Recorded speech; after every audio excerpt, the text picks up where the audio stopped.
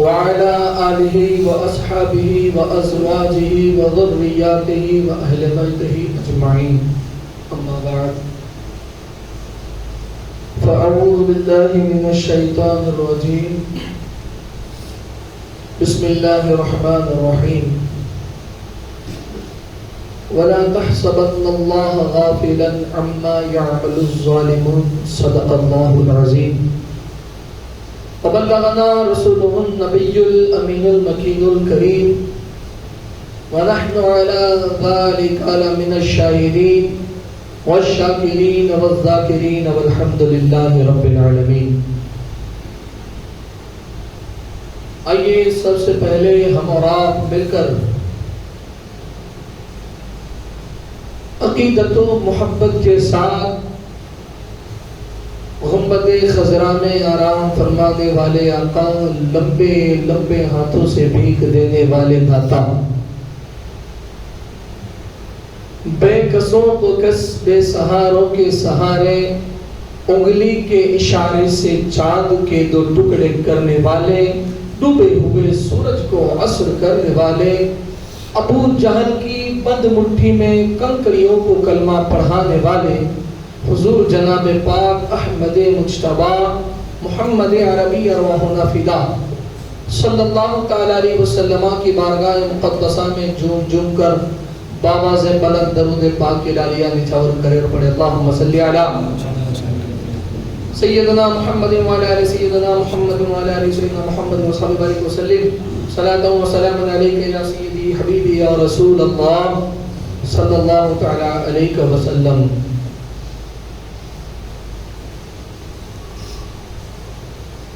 سر کٹانا گھر لٹانا کوئی تجھ سے سیکھ جائے، سر کٹانا گھر لٹانا کوئی تجھ سے سیکھ جائے، یوں بچایا ہے اسلام کو کربلا میں خاندان اہل بیت، اور بے ادب گستاخ فرقے کو سنا دے اے حسن، یوں کہا کرتے ہیں سنی داستان اہل بیت، اور اہل بیت پاک سے گستاخیاں بے باکیاں، اہل بیت پاک سے گستاخیاں بے باکیاں، لعنت اللہ علیکم اے دشمنان اہل بیت، لعنت اللہ علیکم اے دشمنان اہل بیت. جو غفلت میں سوئے پڑے ہیں ذرا انہیں بیدار تو ہو لینے دو، جو غفلت میں سوئے پڑے ہیں انہیں بیدار تو ہو لینے دو، پھر ہر قوم پکارے گی ہمارے ہیں حسین، پھر ہر قوم پکارے گی ہمارے ہیں حسین. میرے دوستو، یہ ماہ مبارک ماہ امام حسن یعنی ماہ سفر کا مہینہ، یہ امام حسن کا مہینہ. اس مہینے کی 28 تاریخ کو آپ کا یوم شہادت ہے. جیسے محرم گزرا وہ ماہ حسین تھا، اور اب سفر شروع ہے تو یہ ماہ امام حسن ہے.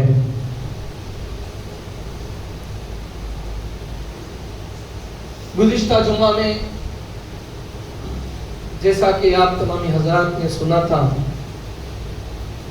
کہ کربلا کے بعد جب ظلم و ستم ہوئے، اس کے بعد امام زین العابدین کو قیدی بنایا گیا، سیدہ زینب سلام اللہ علیہا اور سید زادیوں کو اونٹوں کی ننگی پیٹوں پر بٹھایا گیا. اور جب یہ قافلہ گزرا تو سیدہ زینب کی زبان پر جو جملے تھے، واہ محمدہ واہ محمدہ واہ محمدہ، آقا ہماری مدد کو آئے، آقا ہماری مدد کو آئے.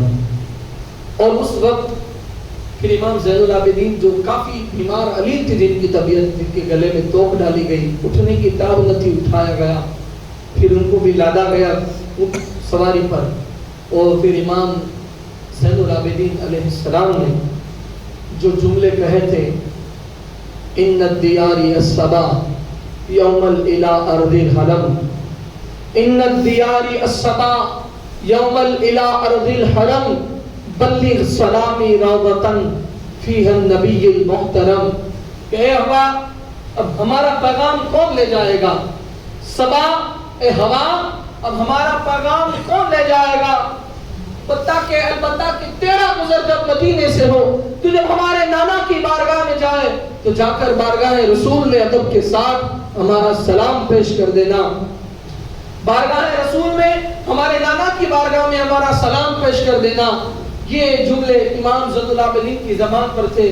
پھر یہ قافلہ کوفہ کی طرف روانہ ہوا. جب رات ہوئی اور آگے خولی کے ہاتھ میں مولا حسین علیہ السلام کا سر مبارک نیزے پر تھا اور یہ قافلہ جب چلا تو کربلا کے واقعات کوفہ میں جو لوگ صدقہ وغیرہ دے رہے تھے، آپ نے سنا تھا گزشتہ جمعہ میں کہ آپ سیدہ زینب کبریٰ نے فرمایا تھا ہم اسی علی کے خاندان سے ہیں کہ جس کا خطبہ سن کر تم آج صدقے بانٹ رہے ہو اور ہم پر صدقہ حرام ہے. ہر سید زادے پر، رسول اللہ صلی اللہ علیہ وسلم کی آل پر، قیامت تک اولاد فاطمہ پر اللہ تبارک و تعالیٰ نے زکات، خیرات، صدقات کو حرام کر دیا ہے. کیونکہ یہ وہ لوگ ہیں کہ جن کے بزرگوں کے بارے میں، کیونکہ یہ ان کی آل ہے کہ جن کے بارے میں تم نے اور میں نے نہیں بلکہ کلام اللہ میں اللہ رب العزت نے ارشاد فرمایا انما یرید اللہ لیذھب عنکم الرجس اہل البیت ویطہرکم تطہیرا، کہ نبی کے گھر والوں اللہ یہی تو چاہتا ہے کہ تمہیں خوب ستھرا فرما دے، پاک فرما دے، کہ جیسا پاک کرنے کا حق ہے اور ہر آلودگی کو، ہر ناپاکی کو، ہر گندگی کو اللہ رب العزت نے تم سے دور فرما دیا ہے. اور واقعی کربلا کی داستان کو پڑھنے کے بعد یہ جملے میرے نہیں بقول مصطفیٰ اور مورخین نے یہ جملے کتابوں میں لکھے ہیں کہ رسول اللہ صلی اللہ علیہ وسلم کی آل سے، حضور کی اولاد سے، اہل بیت سے، سید زادوں سے کربلا میں جس طرح یزید نے ان سے دشمنی کی اور ان پر جو ظلم و ستم کیے، اللہ کے رسول صلی اللہ علیہ وسلم نے پہلے ہی فرما دیا تھا کہ میری اہل بیت سے ظلم و ستم کرنے والا یا میری اہل بیت پر بغض کرنے والا یا میری آل سے دشمنی رکھنے والا کبھی حلال زادہ نہیں ہو سکتا ہے.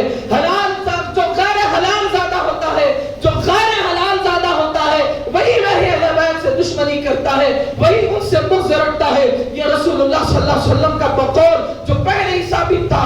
جیسے کہ آپ نے سنا بھی تھا کہ کربلا کے میدان میں عبید اللہ ابن زیاد جو تھا اہل بیت کا کتنا بڑا دشمن بنا بیٹھا تھا، لیکن آج تک مورخین کی کتابوں کو اٹھایا جب جب مورخین نے عبید اللہ ابن زیاد کی تحقیق کی، اس کے شجرے کو تلاش کیا تو پتا چلا کہ کسی نے اس کے باپ کا نام یعنی عبید اللہ، اس کے باپ کا نام زیاد اور زیاد کے باپ کا نام کسی نے نہیں لکھا ہے. لکھا ہے تو صرف ابن ابی یعنی اپنے باپ کا بیٹا. مورخ نے یہاں تک لکھا ابن مرجانہ کے بارے میں، مورخین نے یہاں تک لکھا کہ ایک شخص نے ایمان لانے سے پہلے زیاد کی ماں سے زنا کیا تھا اور اسی سے یہ زیاد پیدا ہوا تھا اور پھر زیاد کا بیٹا عبید اللہ یعنی نسل خراب ہوئی. تو یہ مقال حضور جب جب کربلا میں مولا حسین کے سامنے جتنے بھی غدار تھے، ان کے اہل بیت کے دشمن تھے حضور کی، جب ان کے شجرے تلاشے جائے تو مورخین، یہ میری جیب کی بات نہیں، مورخین السوائق المحرقہ ہو یا خطبات محرم ہو یا کربلا کی داستان ہو یا اہل بیت النفوس قدسیہ کا ذکر ہو، کوئی کسی کتاب کو اہل بیت النبوت کے متعلق لکھی گئی ہو اسے اٹھا کر دیکھے بقول اپنی نگاہوں سے جو ہے اپنی سرانے چشم سے اپنی ماتھے کی آنکھوں سے اسے پڑھے تو پتہ چلتا ہے اور پتہ چل جاتا ہے کہ نبی کی آل کا دشمن غیر حلال زادہ ہوتا ہے. حلال زادہ کبھی نبی کی آل سے دشمنی نہیں رکھ سکتا اور اگر کسی صف میں چلا بھی جائے تو اللہ رب العزت اس حلال زادے کو اپنے والدین کی برکتوں سے جو ہے آخری وقت میں بھی اہل بیت سے وفاداری نصیب کر دیتا ہے. جیسے کربلا کے میدان میں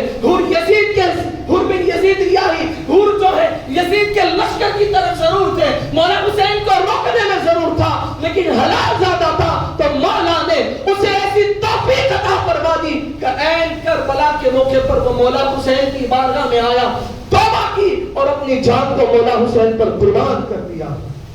اس داستان کو آپ ماہ محرم شریف میں سن چکے ہو، اس لیے اس کی طویل گفتگو میں حور بن یزید پر نہیں جاتا ہوں، لیکن صرف ایک مثال پیش کرنا تھی جو مورخین سے ہمیں پتہ چلی تھی. وہ مثال میں نے آپ کے سامنے جو ہے روبرو پیش کر دی کہ یہ مولا حسین اور ان کے خاندان سے یعنی نبی کی آل سے قیامت تک وہی بغض یا دشمنی رکھ سکتا ہے جو غیر حلال زادہ ہوتا ہے. اللہ اکبر. پھر آخر میں جو ہے آگے چلتے چلتے یہ سنیں کہ جب وہ قافلہ جس پر مولا حسین کا سر آگے نیزے پر تھا اور یہ قافلہ کوفہ کی طرف گزر جا رہا تھا اور پھر شام کا وقت ہو گیا تھا رات کا, تو قافلے کے سارے لوگ باہر کھڑے ہو گئے اور خلی نے سوچا کہ اس وقت جو ہے میں عبید اللہ کے پاس جاؤں گا تو وہ تو شراب میں مست ہوگا, کیونکہ شراب پینا اور پلانا یہ یزیدیوں کا کارنامہ ہے, حسینیوں کا نہیں.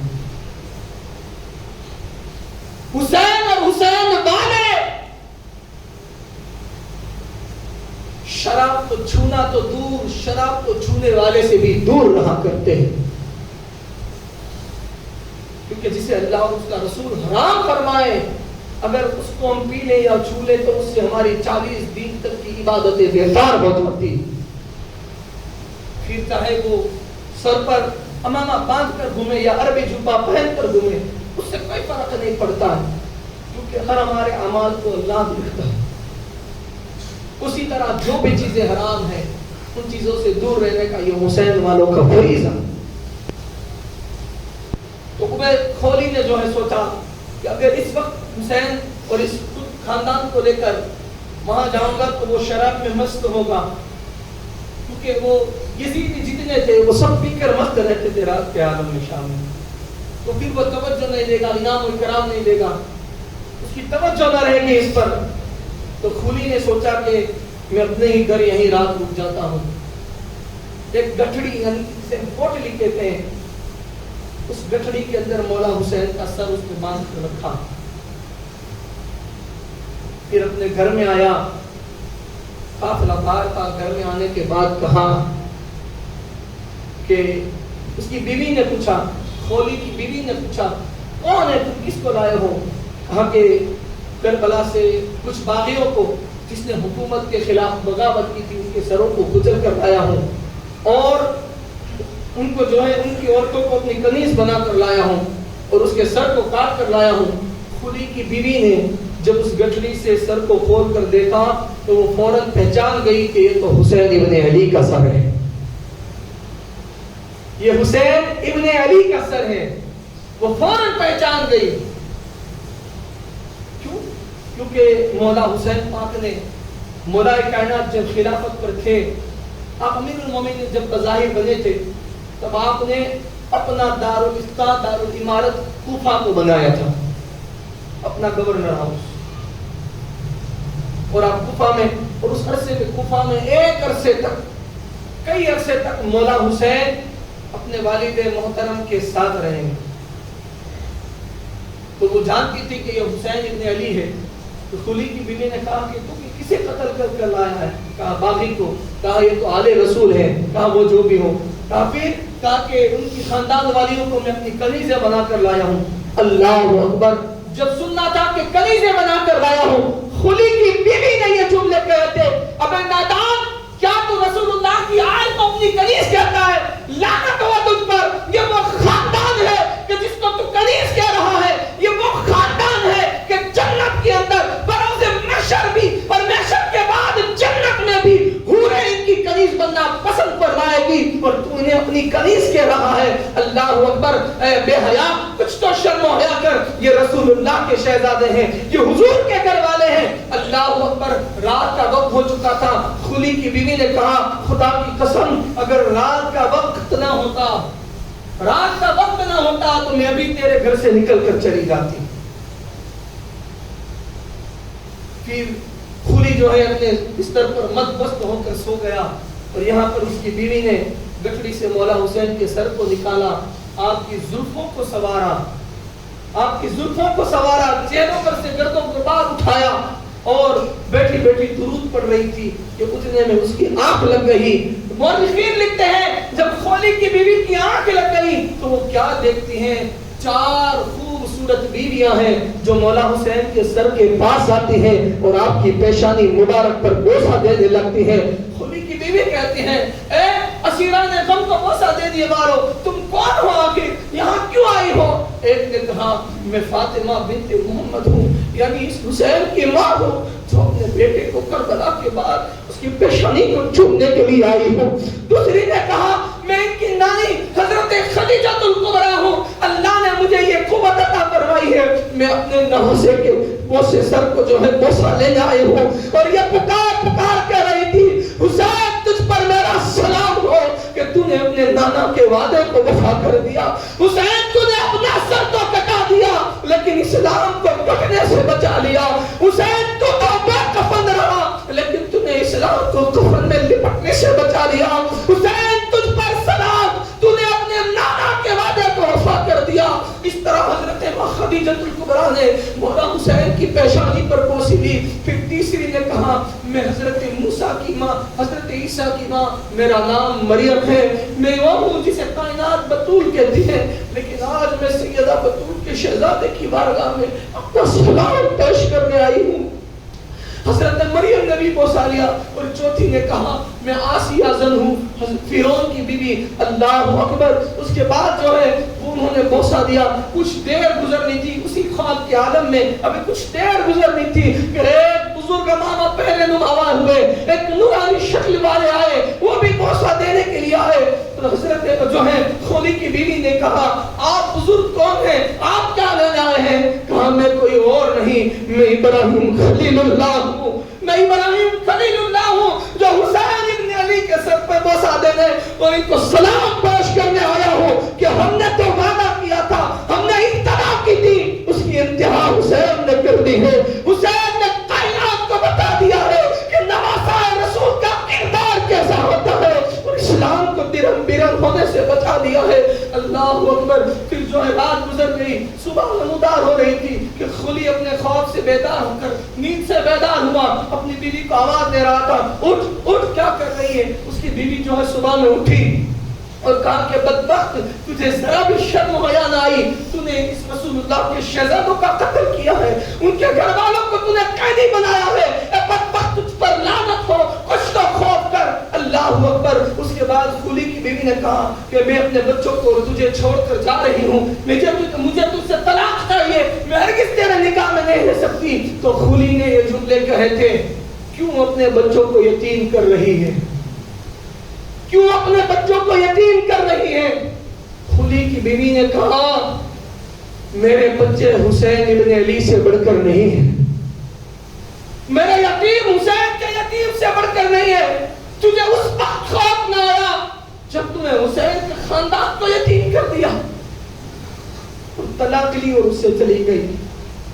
آج تجھ بدبخت یزیدیوں کی اور یزید والوں کی پیروی کر رہے ہیں, ان کی بھلائیاں اور اچھائیاں بیان کر رہے ہیں, معاذ اللہ ثم معاذ اللہ, اور انہیں اپنا مائل اور قائم سمجھ رہے ہیں ان کا اپنے آپ کو, اور ان کی پیروی کر رہے ہیں. میں کہوں گا بدبختو کچھ تو شرم کرو.